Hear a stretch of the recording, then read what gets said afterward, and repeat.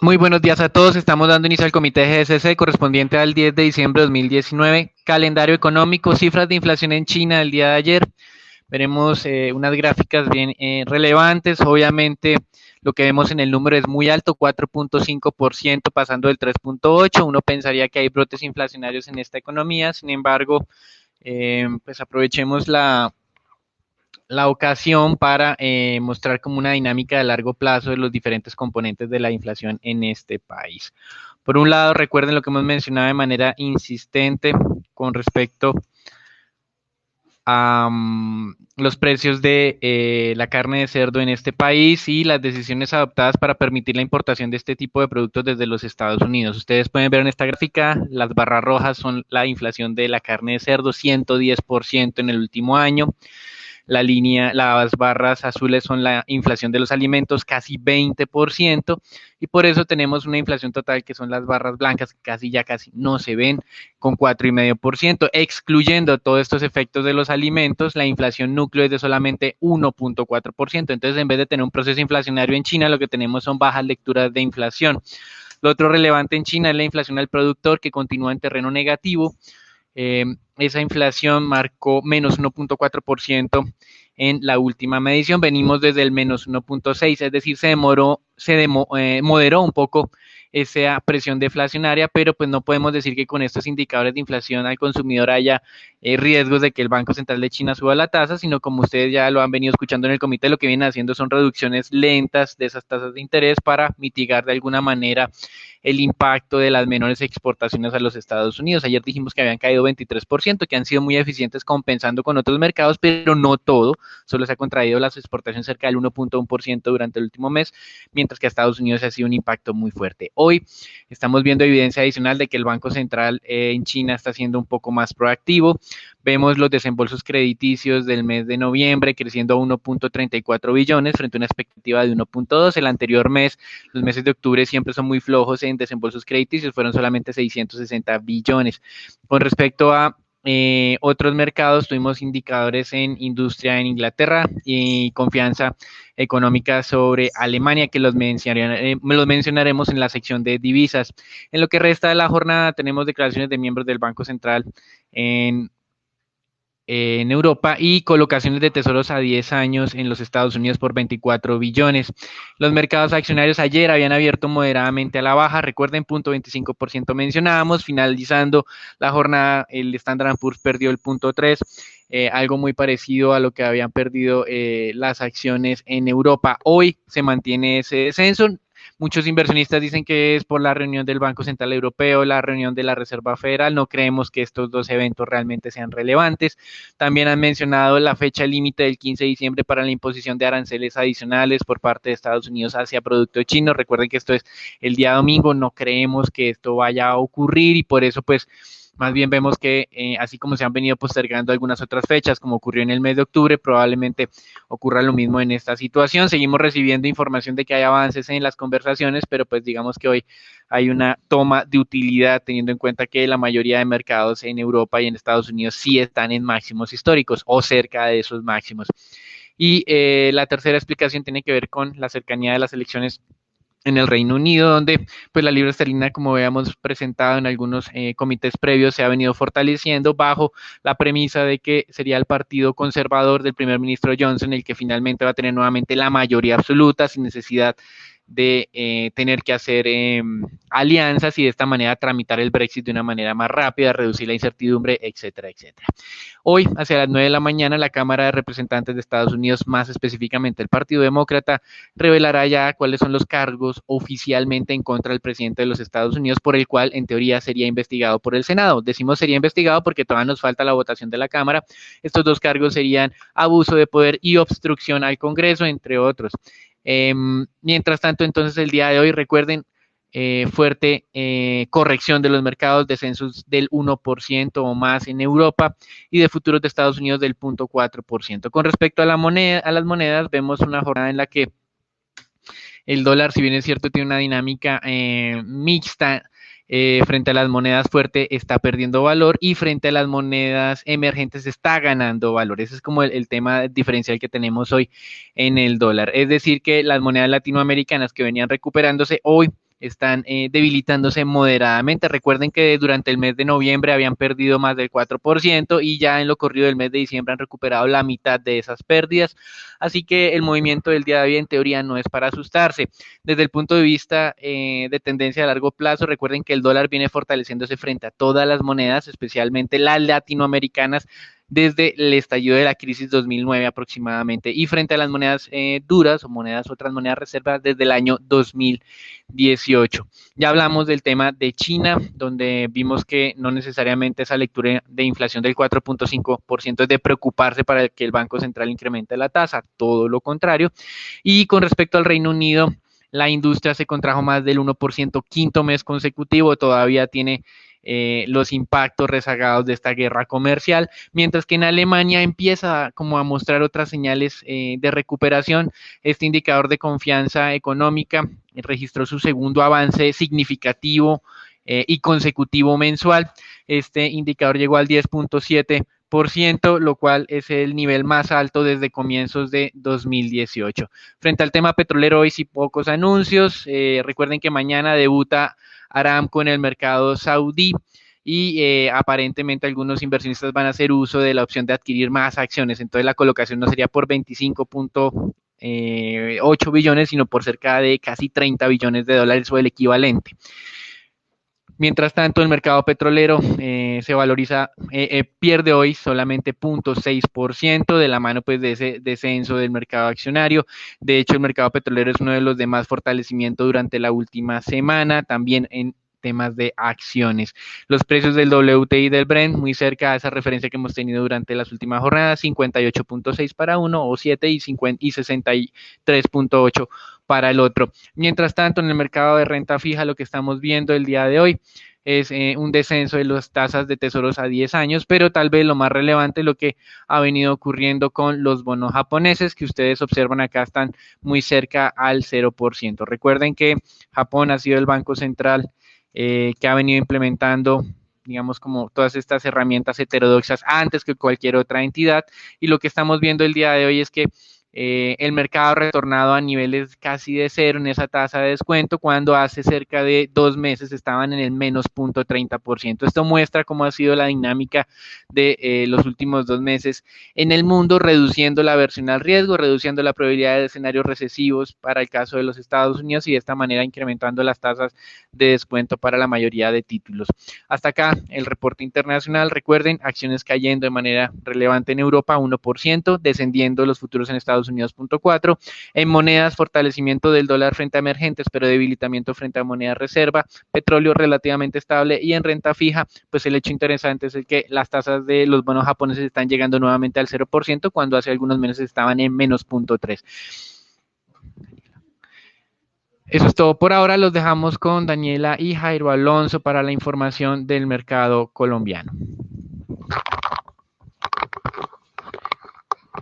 En Colombia, el Banco de la República informó que la deuda externa en septiembre llegó al 42.9% del PIB. Se trata de la cifra más alta que se ha registrado en el país, ya que en agosto del presente año representaba el 42.8% del PIB, el mismo valor que en julio. El gerente del Banco de la República, Juan José Echavarría, se mostró tranquilo con el resultado de la inflación en noviembre, en el cual el indicador anual se desaceleró del 3.86 hasta el 3.84. Manifestó que la inflación va a estar por debajo del 4% y que se dirige hacia el 3% el año entrante. Sin embargo, advirtió que la devaluación del peso y las manifestaciones sociales son algunas de las principales amenazas que puede tener la inflación en el 2020. Por otra parte, la calificación de riesgo internacional Fitch Rating dijo que las valoraciones soberanas de Colombia se mantendrán estables por lo menos hasta el primer semestre del 2020. Es importante recordar que la calificación asignada por Fitch es BBB con perspectiva negativa. De otro lado, la calificadora Standard Poor's Global Rating recalcó que el país necesita un aumento en el ingreso por impuestos para el cubrimiento de su déficit fiscal. La calificación que mantiene el soberano es BBB negativo y perspectiva estable.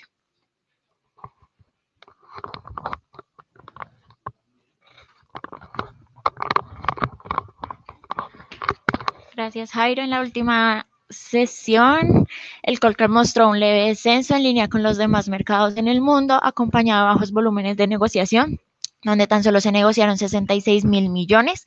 La acción con el mayor volumen de negociación fue Preferencial Grupo Sura con 13.000 millones negociados. La acción más valorizada fue ETB en 1.6% y la que registró mayores desvalorizaciones fue Preferencial Grupo Argos en 2.29%. El día de hoy esperamos que el índice se mantenga en estos niveles sobre los 1.600 puntos ante un entorno de mayor calma para los inversionistas, pero acompañado de bajos volúmenes de negociación a inicios de la temporada de fin de año. Relevante destacar que el día de ayer Avianca anunció que logró renegociar el acuerdo con sus acreedores, por lo que recibió un desembolso de 250 millones por parte de United y Kingsland, lo que esperamos que mejore su calificación crediticia y elimine los ruidos en el mediano plazo. A su vez, logró un financiamiento adicional de 125 millones a manos de Citadel, donde 75 millones funcionarán como financiamiento puente para la realización de una potencial oferta de bonos convertibles por al menos de 125 millones de dólares para tenedores de acciones preferenciales. Lo anterior seguirá dando mayor flexibilidad a la compañía en el mediano plazo, por lo que el CEO en el día de hoy ha hecho una declaración donde habló de esta mejora en la realidad financiera de la compañía, pero habló de posibles despidos dada la reducción de la flota. Por el lado de las recomendaciones, seguimos viendo valorizaciones en Preferencial Grupo Sura y Celsia, que siguen ganando favoritismo por los inversionistas. Nutresa se mantuvo inalterada, mientras que el resto de las estrategias presentaron leves retrocesos, aunque siguen siendo atractivas en su entrada. Por el lado de vista técnico, tenemos la acción de Preferencial Avianca, la cual registró máximos recientes ante noticias positivas por el lado de la renegociación de sus obligaciones, lo que eliminó todo riesgo de default en el corto plazo y da mayor oxígeno a la aerolínea para seguir operando sin mayores dificultades. Consideramos que esta noticia podría generar importantes valorizaciones, donde el primer nivel a recuperar son los 2.000 pesos, lo cual las podría vulnerar pronto. Y Preferencial Grupo Sura, la especie gana importante favoritismo, donde se han observado mayores volúmenes que en la especie ordinaria en las últimas jornadas, lo que daría señales de una reducción del spread. Mantenemos la perspectiva positiva desde el punto de vista fundamental y consideramos que sigue siendo atractivo un cambio de ordinaria a preferencial. Esto es todo por el mercado accionario. Los dejamos con Daniel con el dólar.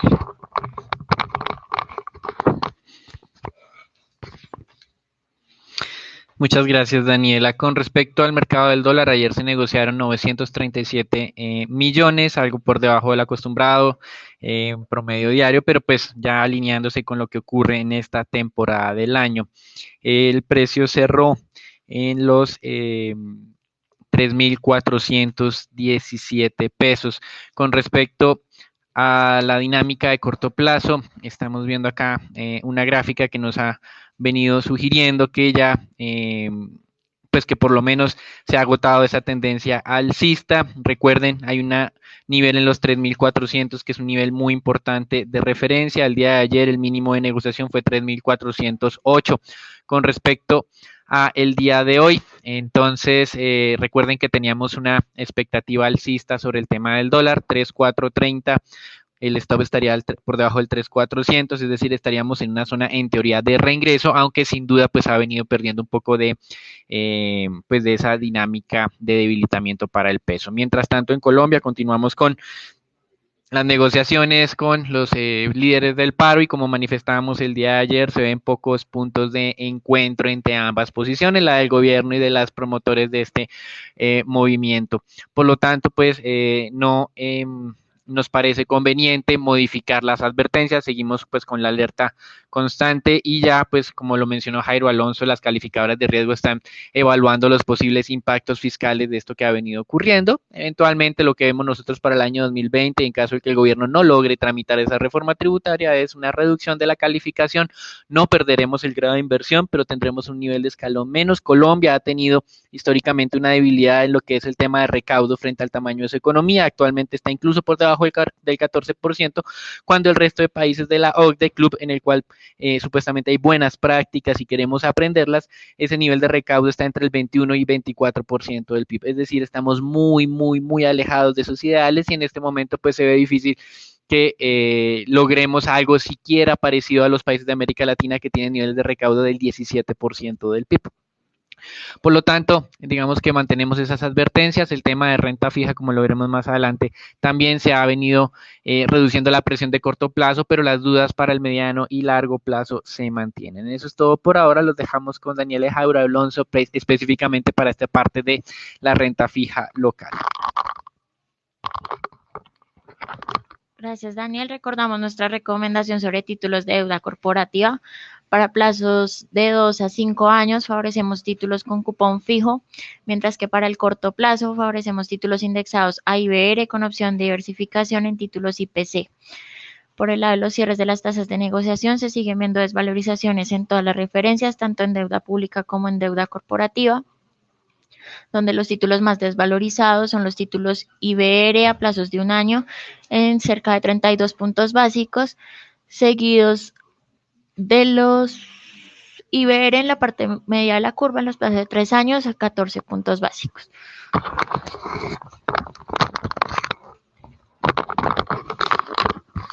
En la jornada anterior, tanto los test con vencimiento a 2024 como los test a 2028 presentaron desvalorizaciones y cerraron en 5.338 y 6.07 respectivamente. La curva de TC en pesos se desvalorizó 1.33 básicos en promedio. El segmento corto de la curva de los 20 a 25 concentró el 73.57% de todas las operaciones del mercado. Los test denominados en VR también presentaron desvalorizaciones de 0.64 básicos. En deuda corporativa se operaron alrededor de 31.700 millones a través del sistema transaccional y 735.000 millones por registro. Lo más transado fue tasa fija con vencimiento 2020, seguido de IBR con vencimiento a 2021. Eso es todo por nuestro comité del día de hoy. No olviden seguirnos en nuestras redes sociales y los esperamos mañana en un nuevo comité. Muchas gracias.